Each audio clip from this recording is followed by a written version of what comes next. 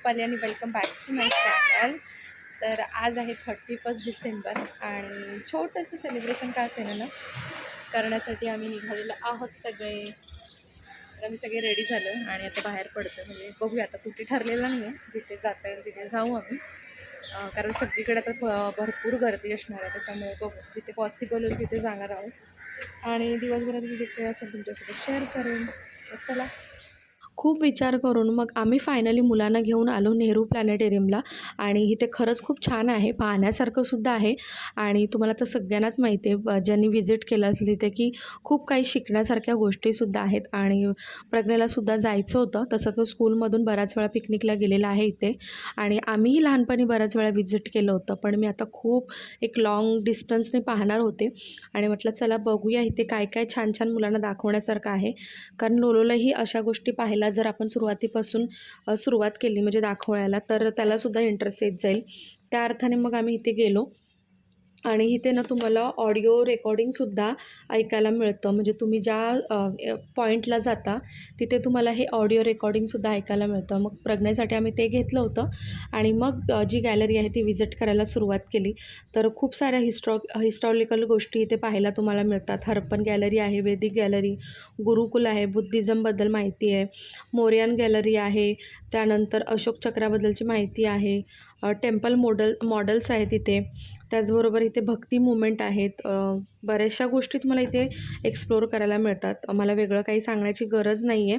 आता इथे वेगवेगळ्या भाषेमध्ये शोसुद्धा असतात आणि आम्ही शोची तिकीटसुद्धा काढली होती. पण शोला थोडा वेळ होता, त्यामुळे मग आम्ही स्नॅक्स करायला आलो.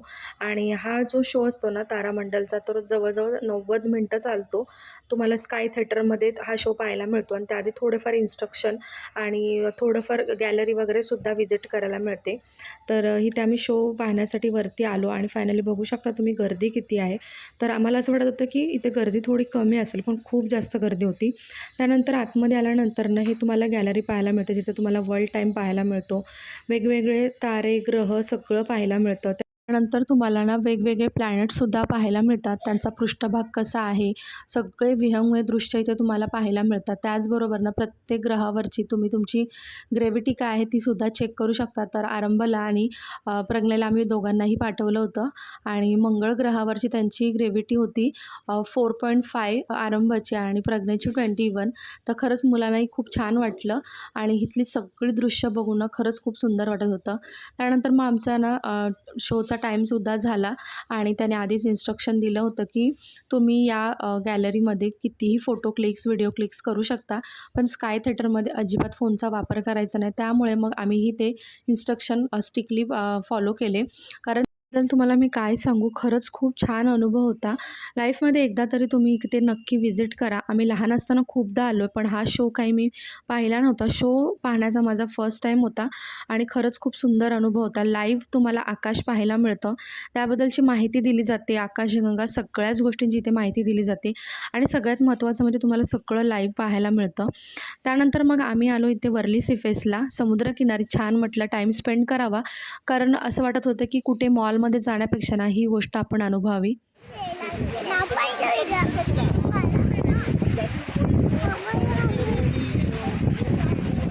हाही अनुभव खूप छान होता. खरं तर आम्हाला सनसेट पाहायचा होता, पण तिथून चालत येईपर्यंत समुद्रकिनारी सनसेट जो होता तो झालेला होता.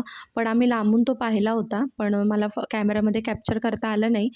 असो, पण खूप छान असा आम्ही टाईम स्पेंड केला इथे. मस्त हवागार सुटली होती. त्याचबरोबर समुद्राच्या लाटा दिसत होत्या आणि त्या लाटांमध्ये एक वेगळ्या प्रकारची शांतता होती, जी मनाला हील करणारी होती. म्हणजे तुम्हाला मी सांगू शकते की एवढ्या गर्दीतही ना खूप शांततेचं फील होत होतं आम्हाला. आणि आम्ही तिथेच ठरवलं की महिन्यातून एकदा तरी इथे व्हिजिट करायचं सनसेटच्या टाईमला आणि मस्त असा अनुभव घ्यायचा.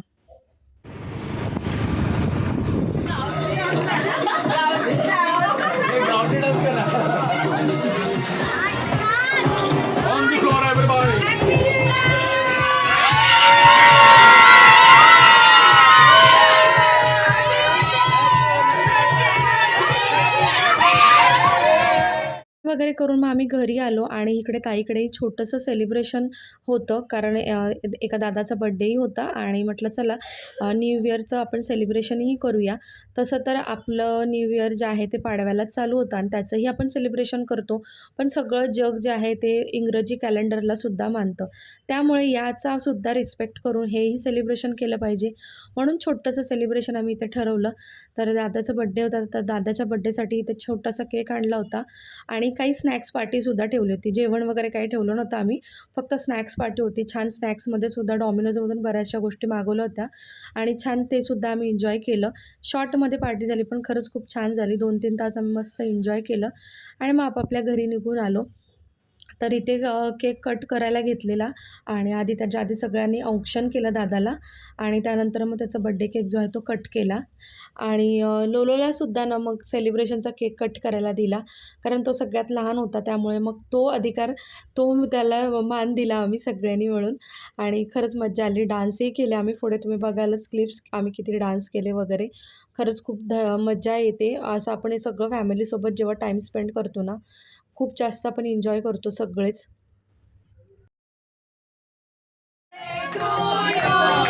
Happy birthday to you.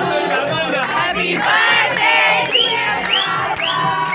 Happy birthday to you. Cake cut केल्यानंतर सगळ्यांनी मिळून खूप छान डान्स केला. सगळ्यात महत्त्वाचं म्हणजे सगळ्या गोष्टी एन्जॉय केल्या आणि इथे कोणीही डान्सर नाही आहे, त्यामुळे प्लीज जज करू नका कोणीही. आम्ही फक्त असंच एक मज्जा म्हणून, एन्जॉय म्हणून डान्स करत होतो आणि गंमत अशी ना, की आम्ही खूप साऱ्या गाण्यांवरती डान्स केला. म्हणजे मराठी असू दे, हिंदी, इंग्लिश सगळ्याच गाण्यांवरती डान्स केला. पण असं आहे की इथे कॉपीराईट वगैरे लागू शकतो. त्यामुळे ना मी इथे गाणी काही ॲड केलेली नाही आहेत. तुमच्यासोबत व्हॉईस ओव्हरच करते.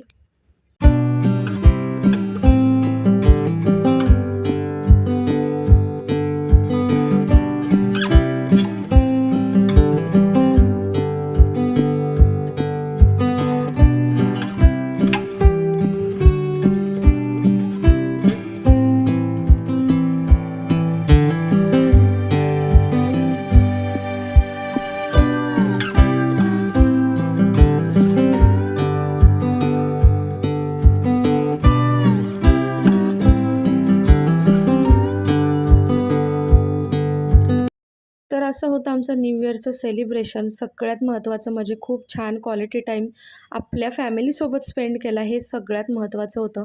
त्यानंतरनं खरंच ट्रेंडिंगमध्ये असलेल्या एक सॉन्गवरती आम्ही डान्स केला आणि आमच्या डान्सच्या स्टाईलवरनं तुम्ही आम्हाला कमेंट करा की हा डान्स कोणत्या गाण्यावर आम्ही केला असेल. तर चला, आजचा व्लॉग जो आहे तो सुद्धा मी इथेच एंड करते. अपेक्षा करते तुम्हाला आजचा व्लॉग आवडला असेल.